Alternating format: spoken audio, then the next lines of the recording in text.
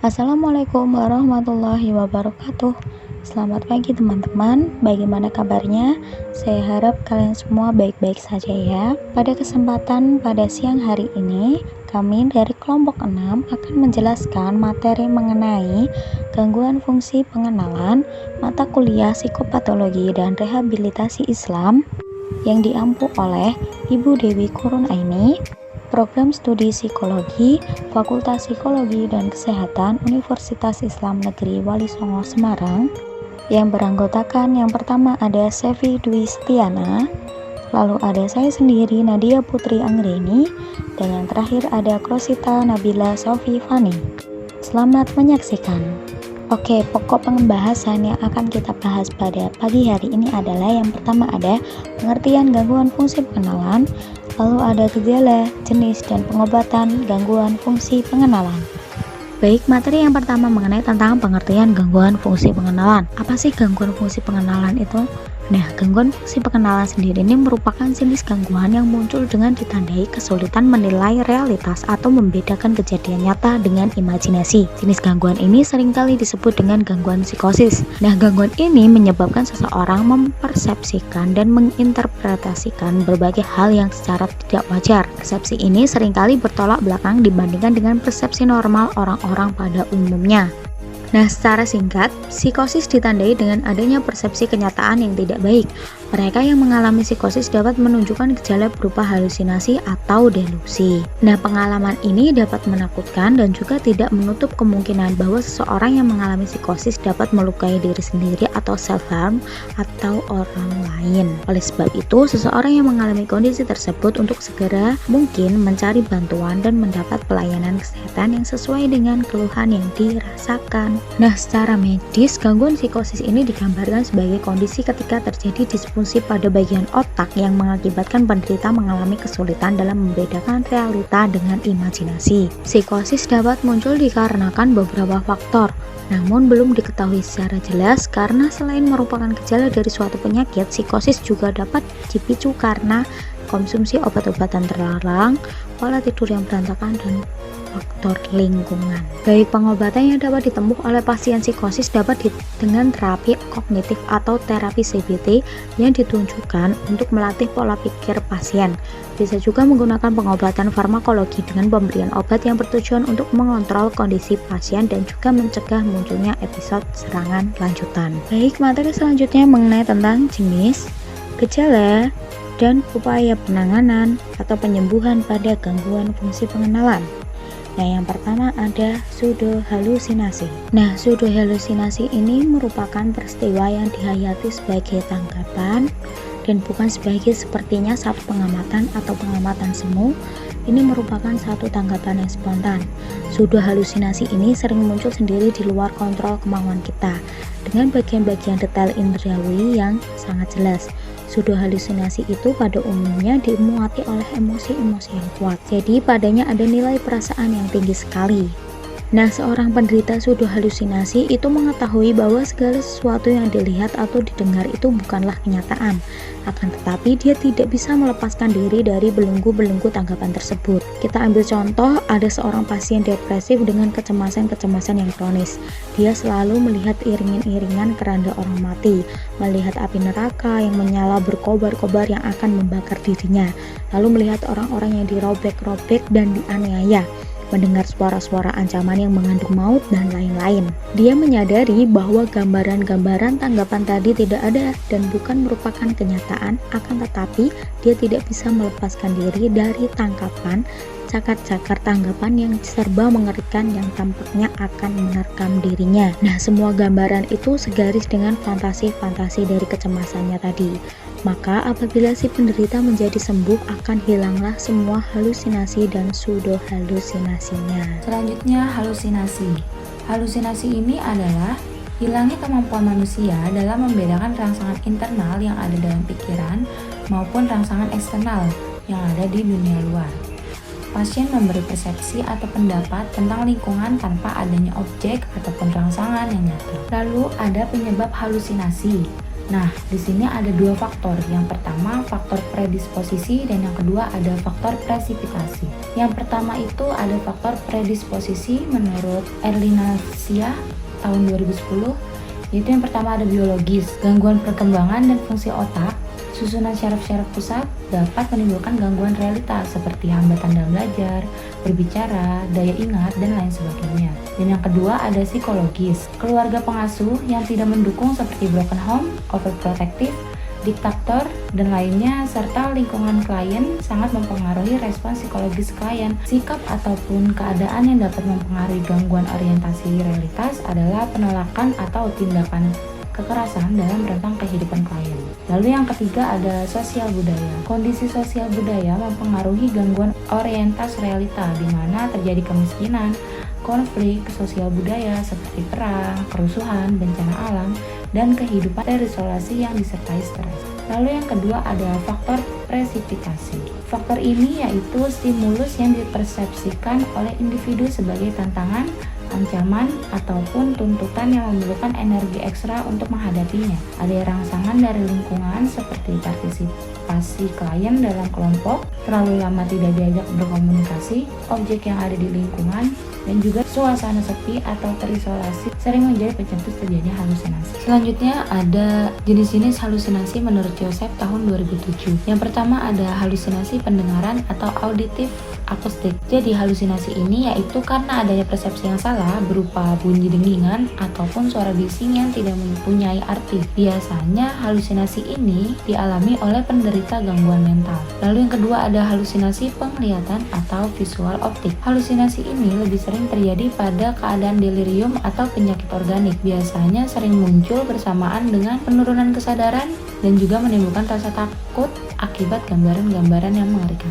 Lanjut, yang ketiga ada halusinasi penciuman atau olfaktorik. Jadi halusinasi ini adalah ketika seseorang mencium bau sesuatu padahal bau tersebut tidak ada. Bau yang biasa muncul adalah bau yang tidak sedap seperti bau muntah, urin, fases, asap, ataupun makanan busuk. Lanjut yang keempat ada halusinasi pengecapan atau gustatorik. Halusinasi ini merupakan persepsi salah tentang apa yang dirasakan di lidah. Biasanya seseorang yang mengalami halusinasi ini akan mengeluh lidahnya merasakan sesuatu yang aneh. Misalnya mengeluh mengecap rasa logam secara terus-menerus. Halusinasi ini terjadi pada penderita gangguan medis seperti epilepsi. Lanjut yang kelima ada halusinasi perabaan atau taktil.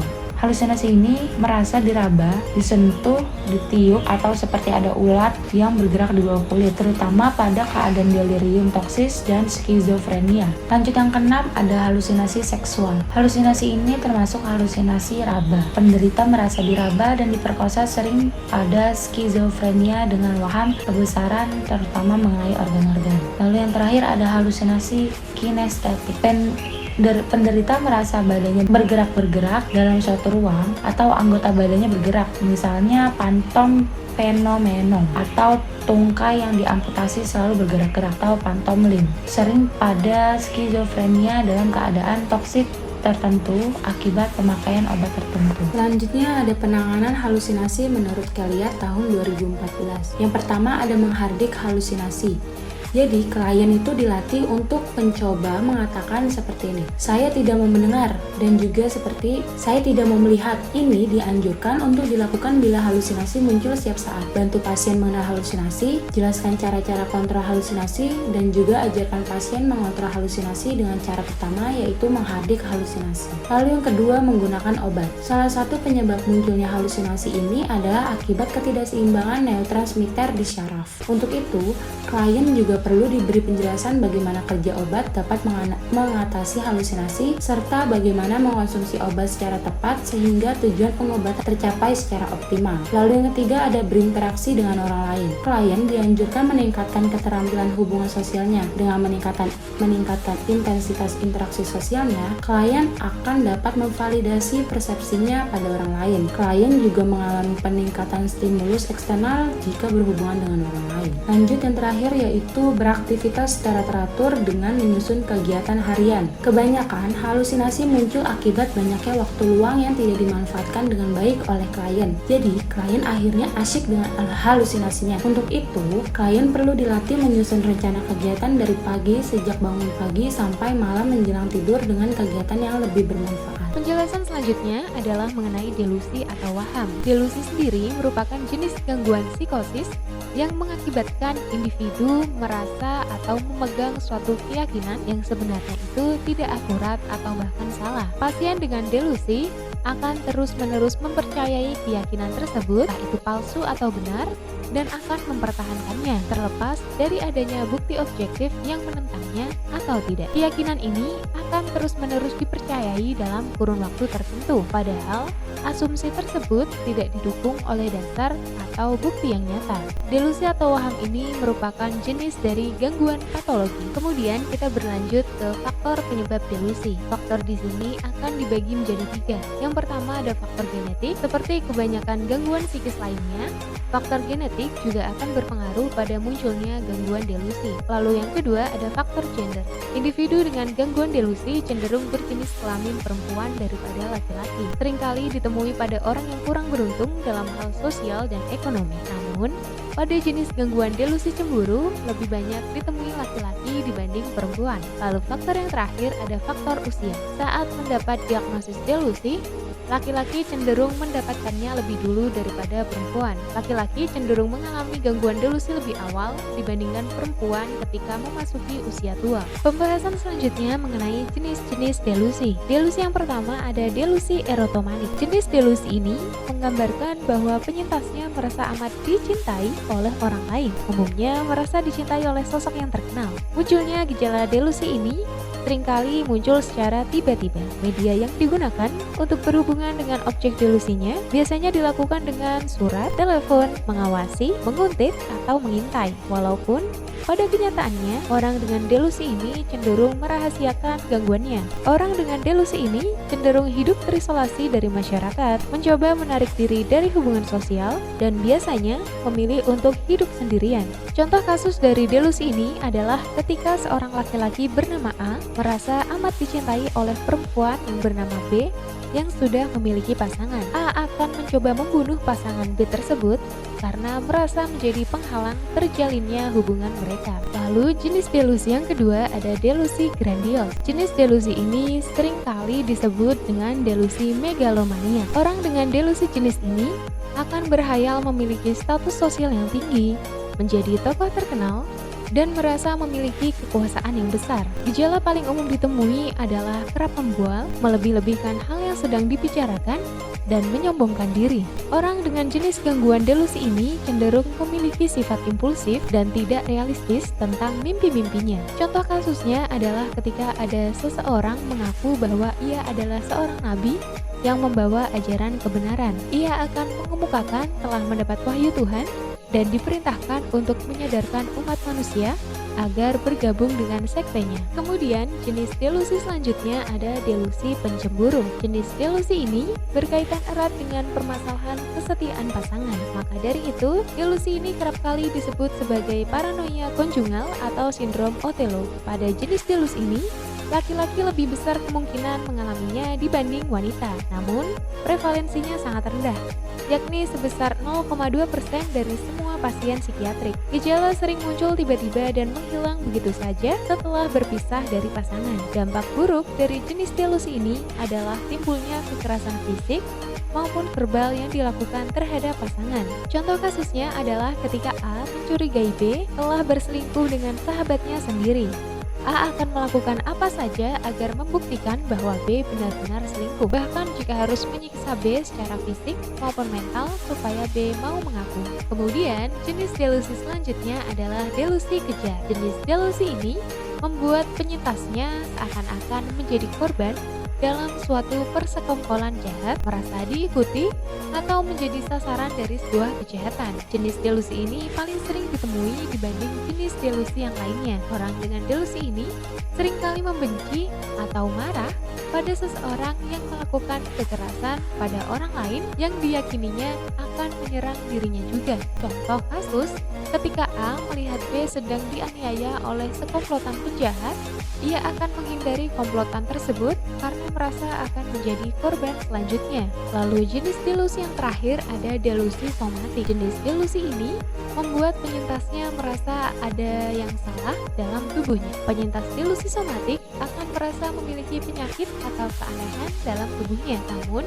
sebenarnya tidak terjadi masalah apapun. Seperti ketika seorang merasa ia memiliki penyakit jantung yang kronis, namun ketika melakukan pemeriksaan lebih lanjut tidak ditemukan penyakit apapun yang berkaitan dengan jantung. Orang dengan jenis delusi ini banyak datang dan melakukan pengobatan pada dokter non-psikiatrik. Namun, ketika sudah frustasi, besar kemungkinan pasien akan putus asa dan memiliki keinginan untuk bunuh diri.